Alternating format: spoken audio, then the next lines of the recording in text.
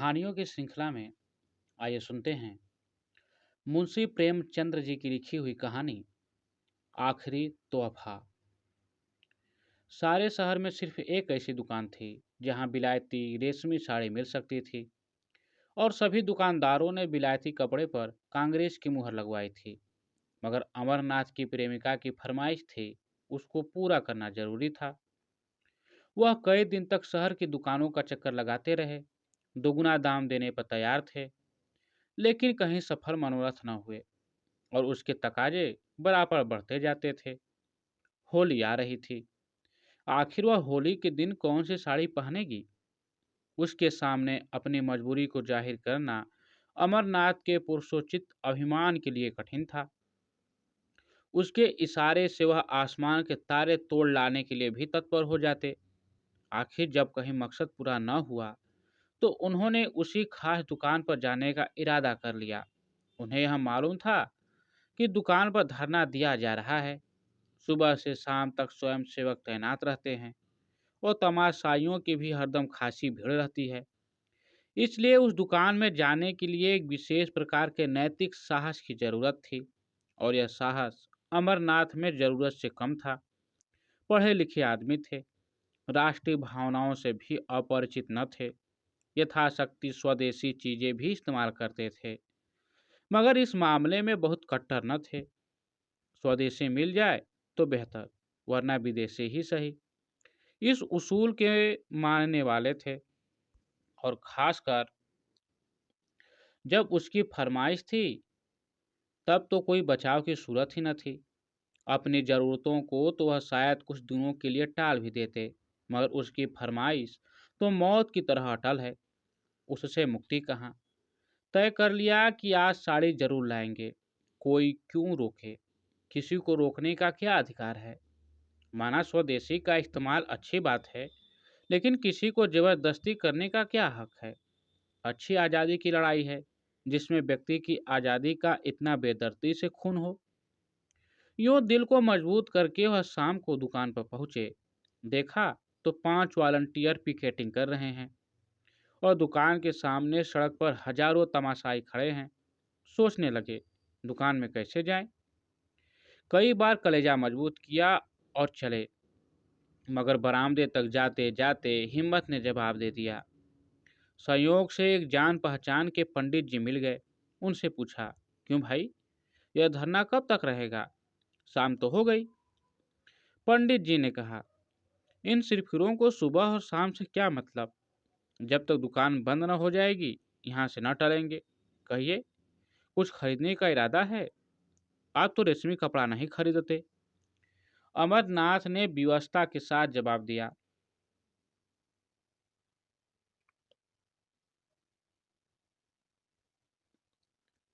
मैं तो नहीं खरीदता, मगर औरतों की फरमाइश को कैसे टालूं? पंडित जी ने मुस्कुरा कर कहा, वाह, इससे ज्यादा आसान तो कोई बात नहीं। औरतों को भी चकमा नहीं दे सकते? 100 हीले 1000 बहाने हैं। अमरनाथ ने कहा, आप ही कोई हीला सोचिए। पंडित जी ने कहा, सोचना क्या है, यहाँ रात दिन यही किया करते हैं। 150 हीले हमेशा जेबों में पड़े रहते हैं। औरतों ने कहा, हार मनवा दो। कहा, आज ही लो। 2-4 रोज के बाद कहा, सुनार माल लेकर चंपत हो गया। यह तो रोज का धंधा है भाई। औरतों का काम फरमाइश करना है, मर्दों का काम उसे खूबसूरती से टालना है। अमरनाथ ने कहा, आप तो इस कला के पंडित मालूम होते हैं। पंडित जी ने कहा, क्या करे भाई, आबरू तो बचाने ही पड़ती है। सूखा जवाब दे दे तो शर्मिंदगी अलग हो, बिगड़े वह अलग से। समझे, हमारी परवाह ही नहीं करते। आबरू का मामला है। आप एक काम कीजिए, यह तो आपने कहा ही होगा कि आजकल पिकेटिंग है। अमरनाथ ने कहा, हाँ, यह तो बहाना कर चुका भाई, मगर वह सुनती ही नहीं। कहती है, क्या विलायती कपड़े दुनिया से उठ गए, मुझसे चले हो उड़ने? पंडित जी ने कहा, तो मालूम होता है कोई धुन की पक्की औरत है। अच्छा, तो मैं एक तरकीब बताऊं। एक खाली काठ का बक्स ले लो, उसमें पुराने कपड़े जलाकर भर दो। जाकर कह देना, मैं कपड़े लिए आता था, वॉलंटियरों ने छीन कर जला दिए। क्यों, कैसी रहेगी? अमरनाथ ने कहा, कुछ जस्ती नहीं। अजय 20 ऐतराज करेगी, कहीं पर्दाफाश हो जाए तो मुफ्त की शर्मिंदगी उठानी पड़े। पंडित जी ने कहा, तो मालूम हो गया आप बौद्धे आदमी हैं, और हैं भी आप कुछ ऐसे ही। यहाँ तो कुछ इस शान से हीले करते हैं कि सच्चाई की भी उसके आगे धूल हो जाए। जिंदगी यही बहाने करते गुजरती और कहीं पकड़े न गए। एक तरकीब और है, इसी नमूने का देसी माल ले जाइए और कह दीजिए कि विलायती है। अमरनाथ ने कहा, देसी और विलायती की पहचान उन्हें मुझसे और आपसे कहीं ज़्यादा है। विलायती पर तो जल्द विलायती का यकीन आएगा नहीं, देसी की तो बात ही क्या। एक खद्दरपोश महाशय पास ही खड़े यह बातचीत सुन रहे थे। बोल उठे, ए साहब, सीधी सी तो बात है। जाकर साफ कह दीजिए कि मैं विदेशी कपड़े न लाऊंगा। अगर जिद करे तो दिन भर खाना न खाइए, आप सीधे रास्ते पर आ जाएगी। अमरनाथ ने उनकी तरफ कुछ ऐसी निगाहों से देखा जो कह रही थी, आप इस कूचे को नहीं जानते, और बोले, यह आप ही कर सकते हैं, मैं नहीं कर सकता। खद्दरपोश आदमी ने कहा, कर तो आप भी सकते हैं, लेकिन करना नहीं चाहते। यहाँ तो उन लोगों में से हैं कि अगर विदेशी दुआ से मुक्ति भी मिलती हो तो उसे ठुकरा दें। अमरनाथ ने कहा, तो शायद आप घर में पिकेटिंग करते होंगे। खद्दरपोश ने कहा, पहले घर में करके तब बाहर करते हैं भाई साहब। खद्दरपोश साहब चले गए तो पंडित जी बोले, यह महाशय तो तिस्मार खान से भी तेज निकले। अच्छा, तो एक काम कीजिए, इस दुकान के पिछवाड़े एक दूसरा दरवाजा है, जरा अंधेरा हो जाए तो उधर चले जाइएगा, दाएं बाएं किसी की तरफ न देखिएगा। अमरनाथ ने पंडित जी को धन्यवाद दिया, और जब अंधेरा हो गया तो दुकान के पिछवाड़े की तरफ जा पहुँचे। डर रहे थे कहीं यहाँ भी घेरा न पड़ा हो, लेकिन मैदान खाली था। लपक कर अंदर गए, एक ऊंचे दामों की साड़ी खरीदी और बाहर निकले तो एक देवी जी केसरिया साड़ी पहने खड़ी थी। उनको देखकर उनकी रूह फना हो गई। दरवाजे से बाहर पाँव रखने की हिम्मत ही न हुई। एक तरफ देखकर तेजी से निकल पड़े और कोई 100 कदम भागते हुए चले गए। क्रम का लिखा, सामने से एक बुढ़िया लाठी टेकती चली आ रही थी। आप उससे लड़ गए। बुढ़िया गिर पड़ी और लगी कोसने, अरे अब भागे, यह जवानी बहुत दिन न रहेगी, आंखों में चर्बी छा गई है, धक्के देता चलता है। अमरनाथ उसकी खुशामद करने लगे, अरे माफ कीजिए, माफ कीजिए, मुझे रात को कुछ कम दिखाई पड़ता है, ऐनक घर भूल आया। बुढ़िया का मिजाज ठंडा हुआ, आगे बढ़े और आप भी चले। एकाएक कानों में आवाज आई, बाबू साहब जरा ठहरिएगा। और वही केसरिया कपड़ों वाली देवी जी आती हुई दिखाई दी। अमरनाथ के पांव बंध गए, इस तरह कलेजा मजबूत करके खड़े हो गए जैसे कोई स्कूली लड़का मास्टर की बेंच के सामने खड़ा होता है। देवी जी ने पास आकर कहा, आप तो ऐसे भागे कि मैं जैसे आपको काट खाऊंगी। आप जब पढ़े लिखे आदमी होकर अपना धर्म नहीं समझते तो दुख होता है।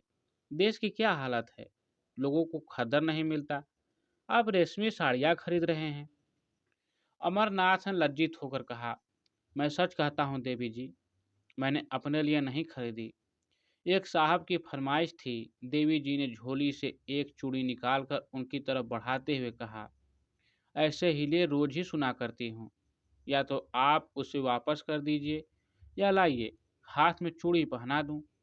अमरनाथ ने कहा, शौक से पहना दीजिए, मैं उसे बड़े गर्व से पहन लूँगा। चूड़ी उस बलिदान का चिन्ह है जो देवियों के जीवन की विशेषता है।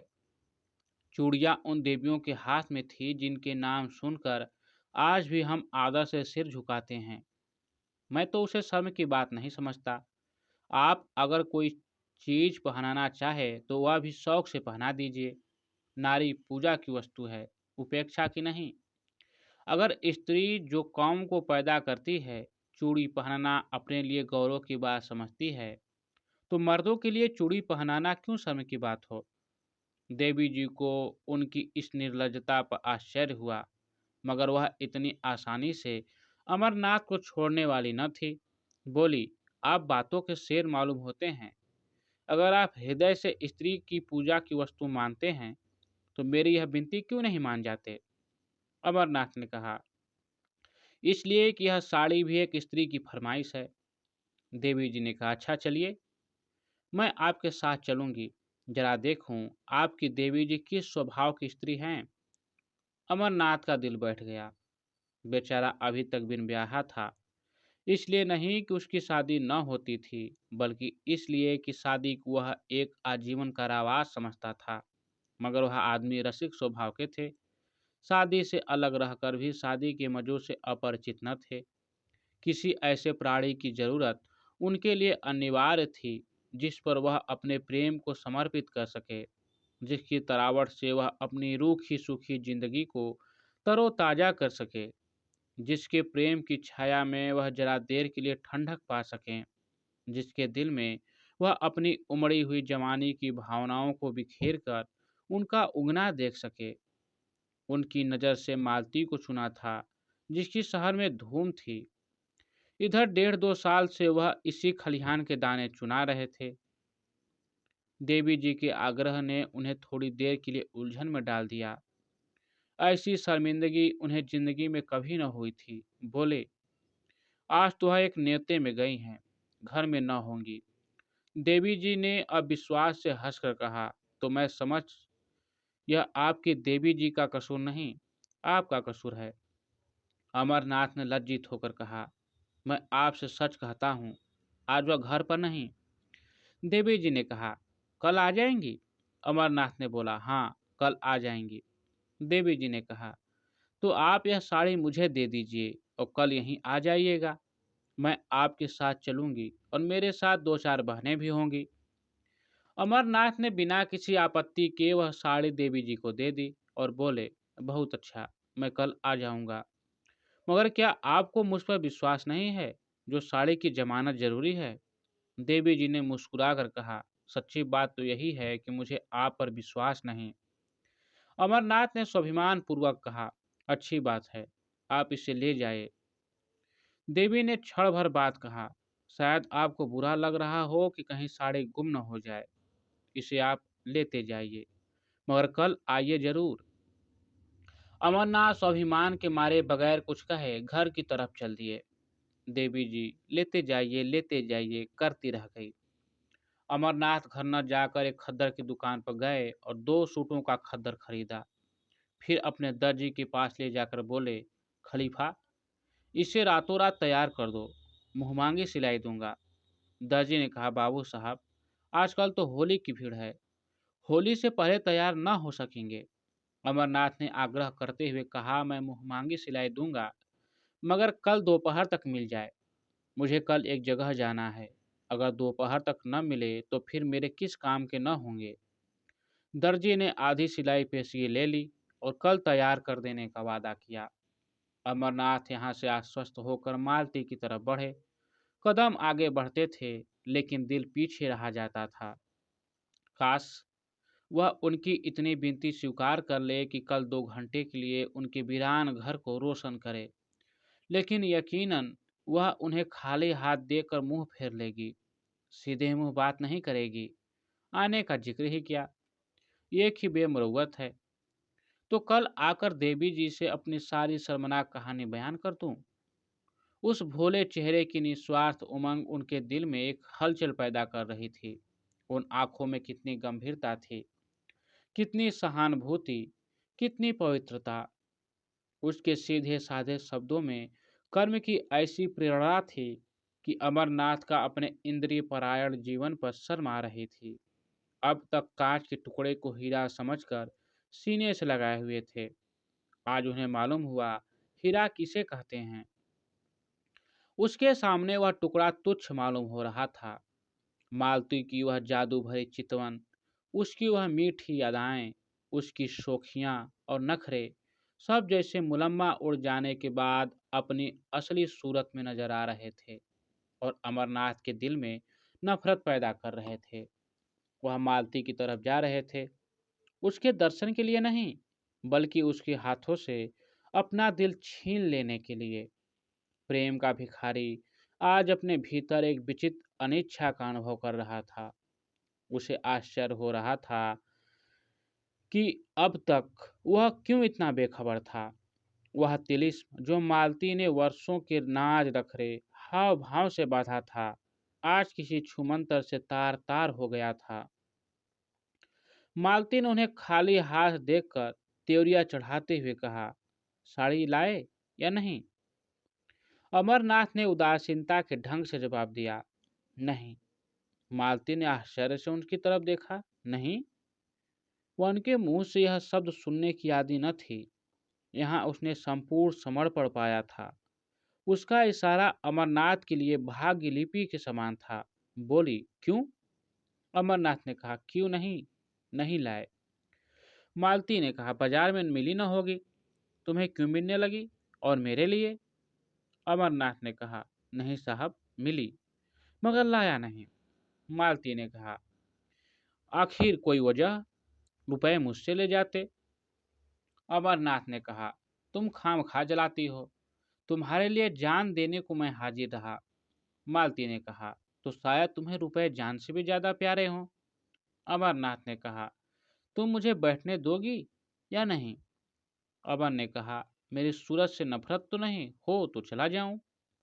मालती ने कहा, तुम्हें आज क्या हो गया है? तुम तो इतने तेज मिजाज के न थे।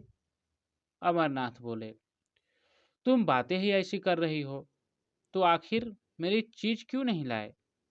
अमरनाथ ने उसकी तरफ बड़े वीर भाव के साथ देखकर कहा, दुकान पर गया, जिल्लत उठाई और साड़ी लेकर चला तो एक औरत ने छीन ली। मैंने कहा, मेरी बीबी की फरमाइश है, तो बोली मैं उन्हीं को दूंगी, कल तुम्हारे घर आऊंगी। मालती ने शरारत भरी नजरों से देखते हुए कहा, तो यह कहिए, आप दिल हथेली पर लिए फिर रहे थे, एक औरत को देखा और उसके कदमों पर चढ़ा दिया। अमरनाथ ने कहा, वह उन औरतों में नहीं जो दिलों की घात में रहती है। मालती ने कहा, तो कोई देवी होगी। अमरनाथ ने कहा, मैं उसे देवी ही समझता हूँ। तो आप उस देवी की पूजा कीजिएगा। मुझ जैसे आवारा नौजवान के लिए उस मंदिर के दरवाजे बंद है। मालती ने कहा, बहुत सुंदर होगी। अमरनाथ ने कहा, न सुंदर है न रूप वाली, न ऐसी अदाएं, न मधुर भाषणी, न तनवंगी, बिल्कुल एक मामूली मासूम लड़की है। लेकिन जब मेरे हाथ से उसने साड़ी छीन ली तो मैं क्या कर सकता हूँ? मेरी गैरत ने तो गवारा न किया कि उसके हाथ से साड़ी छीन लूं। तुम ही इंसाफ करो, वह दिल में क्या कहती? मालती ने कहा, तो तुम्हें उसकी ज्यादा परवाह है कि वह अपने दिल में क्या कहेगी? मैं क्या कहूंगी, इसकी जरा भी परवाह न थी। मेरे हाथ से कोई मर्द मेरी कोई चीज छीन ले तो देखूं, चाहे वह दूसरा कामदेव ही क्यों ना हो। अमरनाथ ने कहा, अब इसे चाहे मेरी कायरता समझो, चाहे हिम्मत की कमी, चाहे शराफत, मैं उसके हाथ से न छीन सका। मालती ने कहा, तो कल वह साड़ी लेकर आएगी, क्यों? अमरनाथ ने कहा, जरूर आएगी। मालती ने कहा, तो जाकर मुंह धो आओ, तुम इतने नादान हो, यह तुम्हें मालूम न था? यह मुझे मालूम न था, साड़ी देकर चले आए, अब कल वह आपको देने आएगी, कुछ भंग तो नहीं खा गए? अमरनाथ ने कहा, खैर, इसका इम्तहान कल ही हो जाएगा, अभी से क्यों बदगुमानी करती हो? तुम शाम को जरा देर के लिए मेरे घर तक चली चलना। मालती ने कहा, जिससे आप कहें कि वह मेरी बीवी है। अमरनाथ ने कहा, मुझे क्या खबर थी कि वह मेरे घर आने के लिए तैयार हो जाएगी, नहीं तो कोई और बहाना कर देता। मालती ने कहा, तो आपकी साड़ी आपको मुबारक हो, मैं नहीं जाती। अमरनाथ ने कहा, मैं तो रोज तुम्हारे घर जाता हूँ, तुम एक दिन के लिए भी नहीं चल सकती? मालती ने निष्ठुरता से कहा, अगर मौका आ जाए तो तुम अपने को मेरा शौहर कहलाना पसंद करोगे? दिल पर हाथ रख कर कहना। अमरनाथ दिल में कट गए। बात बनाते हुए बोले, मालती, तुम मेरे साथ अन्याय कर रही हो, बुरा न मानना। मेरे और तुम्हारे बीच प्यार और मोहब्बत दिखलाने के बावजूद एक दूरी का पर्दा पड़ा था। हम दोनों एक दूसरे की हालत को समझते थे और इस पर्दे का हटाने की कोशिश न करते थे। यह पर्दा हमारे संबंधों की अनिवार्य शर्त था। हमारे बीच एक व्यापारिक समझौता सा हो गया। हम दोनों उसकी गहराई में जाते हुए डरते थे, नहीं, बल्कि मैं डरता था, और तुम जानबूझकर न जाना चाहती थी। अगर मुझे विश्वास हो जाता कि तुम्हें जीवन सहचरी बनाकर मैं वह सब कुछ पा जाऊंगा जिसका मैं अपने को अधिकारी समझता हूँ, तो मैं अब तक कभी का तुमसे इसकी याचना कर चुका होता। लेकिन तुमने कभी मेरे दिल में वह विश्वास पैदा करने की परवाह न की। मेरे बारे में तुम्हें यह शक है, मैं नहीं कह सकता। तुम्हें यह शक करने का मैंने कोई मौका नहीं दिया, और मैं यह कह सकता हूँ कि मैं उससे कहीं बेहतर शौहर बन सकता हूँ जितनी तुम बीवी बन सकती हो। मेरे लिए सिर्फ एतबार की ज़रूरत है, और तुम्हारे लिए ज़्यादा वजनी और ज़्यादा भौतिक चीज़ों की। मेरी अस्थाई आमदनी 500 से ज़्यादा नहीं। तुमको इतने में संतोष न होगा। मेरे लिए सिर्फ इस इम्तिनान की ज़रूरत है कि तुम मेरी और सिर्फ मेरी हो। बोलो, मंजूर है? मालती को अमरनाथ पर रहम आ गया। उसकी बातों में जो सच्चाई भरी हुई थी, उससे वह इनकार न कर सकी। उसे यह भी यकीन हो गया कि अमरनाथ की वफा के पैर डगमगाए नहीं। उसे अपने ऊपर इतना भरोसा था कि वह उसे रस्सी से मजबूत जकड़ सकती है, लेकिन खुद जकड़े जाने पर वह अपने को तैयार न कर सकी। उसकी जिंदगी मोहब्बत की बाजीगरी में, प्रेम के प्रदर्शन में गुजरी थी। वह कभी उस साख में चहकती फिरती थी, बेकैद, आजाद, बेबंद। क्या वह चिड़िया पिंजरे में बंद रह सकती है जिसकी जबान तरह तरह के मजों की आदी हो गई हो? क्या वह रूखी रोटी से तृप्त हो सकती है? इस अनुभूति ने उसे पिघला दिया। बोली, आज तुम बड़ा ज्ञान बघार रहे हो। अमरनाथ ने कहा, मैंने तो केवल यथार्थ कहा है। मालती ने कहा, अच्छा, मैं कल चलूंगी, मगर 1 घंटे से ज्यादा वहां न रहूंगी। अमरनाथ का दिल शुक्रिया से भर उठा। बोला, मैं तुम्हारा बहुत कृतज्ञ हूँ मालती। अब मेरी आबरू बच जाएगी, नहीं तो मेरे लिए घर से निकलना मुश्किल हो जाता। अब देखना कि तुम अपना पाठ कितनी खूबसूरती से अदा करती हो। मालती ने कहा, उसकी तरफ से तुम इत्मीनान रखो।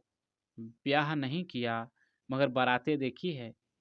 मगर मैं डरती हूँ कहीं तुम मुझसे दगा न कर रहे हो। मर्दों का क्या एतबार। अमरनाथ ने निश्चल भाव से कहा, नहीं मालती, तुम्हारा संदेह निराधार है। अगर यह जंजीर पैरों में डालने की इच्छा होती तो कभी का डाल चुका होता। फिर मुझसे वासना के बंदों का वहां गुजर ही कहाँ। दूसरे दिन अमरनाथ 10 बजे ही दर्जी की दुकान पर जा पहुंचे और सिर पर सवार होकर कपड़े तैयार करवाए। फिर घर आकर नए कपड़े पहनने और मालती को बुलाने चले। वहां देर हो गई। उसने ऐसा तनाव श्रृंगार किया कि जैसे आज बहुत बड़ा मोर्चा जीतना है। अमरनाथ ने कहा, वह ऐसी सुंदर नहीं है जो तुम इतनी तैयारियां कर रही हो।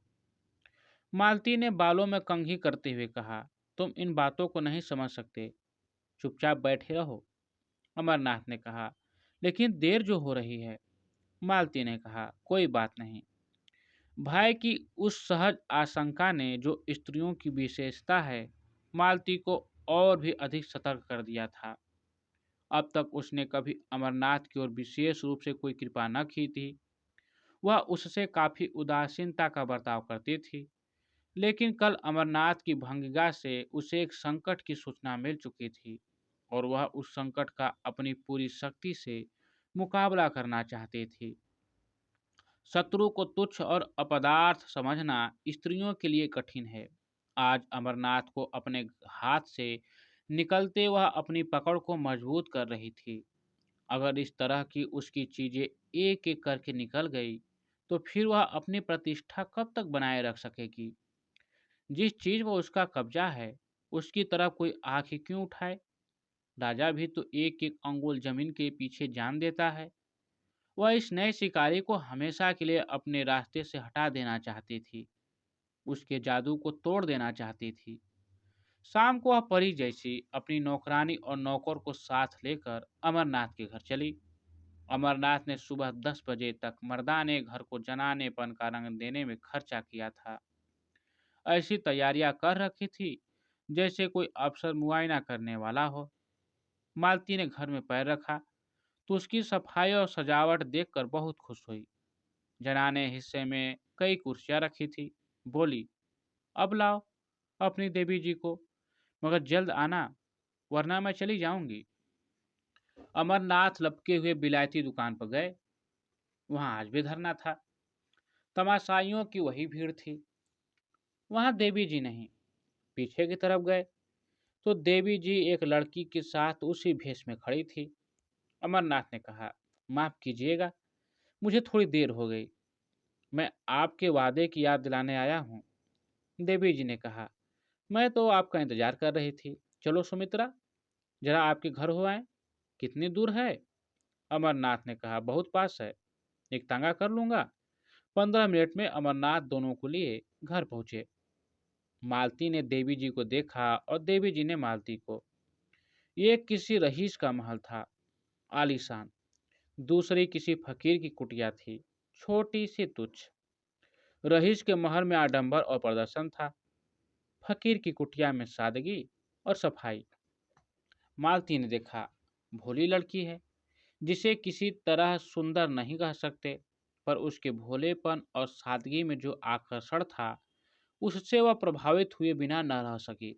देवी जी ने भी देखा, एक बनी सवरी बेधड़क और घमंडी औरत है, जो किसी न किसी वजह से उस घर में अजनबी सी मालूम हो रही है, जैसे कोई जंगली जानवर पिंजड़े में आ गया हो। अमरनाथ से झुकाए मुजरिमों की तरह खड़े थे और ईश्वर से प्रार्थना कर रहे थे कि किसी तरह आज पर्दा रह जाए। देवी जी ने आते ही कहा, बहन, आप भी सिर से पांव तक विदेशी कपड़े पहने हुए हैं। मालती ने अमरनाथ की तरफ देखकर कहा, मैं विदेशी और देसी के फेर में नहीं पड़ती। जो है ला कर देते हैं वह पहनती हूँ, लाने वाले ये, मैं थोड़े ही बाजार जाती हूँ। देवी जी ने शिकायत भरी आंखों से अमरनाथ की तरफ देखकर कहा, आप तो कहते थे यह इनकी फरमाइश है, मगर आप ही का कसूर निकल आया। मालती ने कहा, मेरे सामने इनसे कुछ मत कहो। तुम बाजार बाजार में भी दूसरे मर्दों से बातें कर सकती हो। जब वह बाहर चले जाए तो जितना चाहे कह सुन लेना। मैं अपने कानों से नहीं सुनना चाहती। देवी जी ने कहा, मैं कुछ कहती नहीं, और बहन जी, मैं कह ही क्या सकती हूँ। कोई जबरदस्ती तो है नहीं, बस विनती कर सकती हूँ। मालती ने कहा, इसका मतलब यह है कि इन्हें अपने देश की भलाई का जरा भी ख्याल नहीं। उसका ठेका तुम्ही ने ले लिया है। पढ़े लिखे आदमी हैं, 10 आदमी इज्जत करते हैं, अपना नफा नुकसान समझ सकते हैं। तुम्हारी क्या हिम्मत कि उन्हें उपदेश देने बैठो, या उससे ज़्यादा अक्लमंद तुम ही हो। देवी जी ने कहा, आप मेरा मतलब गलत समझ रही हैं बहन। मालती ने कहा, हाँ, गलत तो समझूंगी ही। इतनी अक्ल कहाँ से लाऊं कि आपकी बातों का मतलब समझूं। खद्दर की साड़ी पहन ली, झोली लटका ली, एक बिल्ला लगा लिया, बस अब अख्तियार है, जहाँ चाहे आए जाएं, जिससे चाहें हंसे बोले। घर में कोई पूछता नहीं तो जेल खाने का भी क्या डर। मैं इसे हुड़दंगापन समझती हूँ, जो शरीफों की बहु बेटियों को शोभा नहीं देता।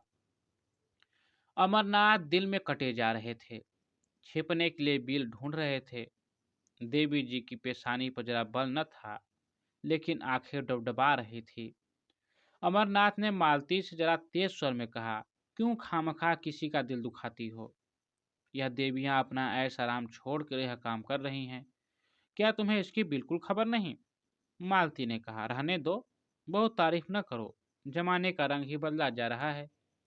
मैं क्या करूंगी और तुम क्या करोगे? तुम मर्दों ने औरतों को घर में इतनी बुरी तरह कैद किया है कि आज वे रस्म रिवाज शर्म हया को छोड़कर निकल आई हैं, और कुछ दिनों में तुम लोगों की हुकूमत का खात्मा हुआ जाता है। विलायती और विदेशी तो दिखलाने के लिए है, असल में यह आज़ादी की ख्वाहिश है जो तुम्हें हासिल है। तुम अगर 2-4 शादियां कर सकते हो तो औरत क्यों न करे? सच्ची बात यह है, अगर आंखें हैं तो अब खोल कर देखो। तुम्हें वह आज़ादी न चाहिए। यहाँ तो लाह ढोते और मैं शर्म हया को अपना श्रृंगार समझती हूँ। देवी जी ने अमरनाथ की तरफ फरियाद की आंखों से देखकर कहा, बहन ने औरतों को जलील करने की कसम खा ली है। मैं बड़ी बड़ी उम्मीदें लेकर आई थी, मगर शायद यहाँ से नाकाम जाना पड़ेगा। अमरनाथ ने वह साड़ी उसको देते हुए कहा, नहीं, बिल्कुल नाकाम तो आप नहीं जाएंगी। हाँ, जैसी कामयाबी की आपको उम्मीद थी वह ना होगी। मालती ने डपकते हुए कहा, वह मेरी साड़ी है, तुम उसे नहीं दे सकते। अमरनाथ ने शर्मिंदा होते हुए कहा, अच्छी बात है, न दूंगा। देवी जी, ऐसी हालत में तो शायद आप मुझे माफ करेंगे। देवी जी चली गई तो अमरनाथ ने त्योरिया बदल कर कहा, यह तुमने आज मेरे मुंह में कालिख लगा दी। तुम इतनी बदतमीज और बदजबान हो, मुझे मालूम न था। मालती ने रोषपूर्ण स्वर में कहा, तो मैं अपनी साड़ी उसे दे देती। मैंने ऐसी कच्ची गोलियां नहीं खेली। अब तो बदतमीज भी हूँ, बदजबान भी। उस दिन इन बुराइयों में से एक भी न थी जब मेरी जूतियां सीधी करते थे। इस छोकरी ने मोहनी डाल दी, जैसी रूह वैसे फरिश्ते, मुबारक हो। यह कहती हुई मालती बाहर निकली। उसने समझा था जबान चलाकर और ताकत से वह उस लड़की को उखाड़ फेंकेगी, लेकिन जब मालूम हुआ कि अमरनाथ आसानी से काबू में आने वाला नहीं, तो उसने फटकार बताई, इन दामों अगर अमरनाथ मिल सकता था तो बुरा न था। उससे ज्यादा कीमत वह उसके लिए दे न सकती थी। अमरनाथ उसके साथ दरवाजे तक आए। जब वह तांगे पर बैठी तो विनती करते हुए बोले, यह साड़ी दे दो न मालती, मैं तुम्हें कल इससे अच्छी साड़ी ला दूंगा। मगर मालती ने रूखेपन से कहा, यह साड़ी तो अब लाख रुपए पर भी न दे सकती। अमरनाथ ने त्योरिया बदल कर जवाब दिया, अच्छी बात है, ले जाओ, मगर समझ लो यह मेरा आखिरी तोहफा है। मालती ने ओठ चढ़ाकर कहा, इसकी परवाह नहीं, तुम्हारे बगैर मैं मर नहीं जाऊंगी, इसका तुम्हें यकीन दिलाती हूँ। आप सुन रहे थे मुंशी प्रेमचंद की लिखी हुई कहानी आखिरी तोहफा।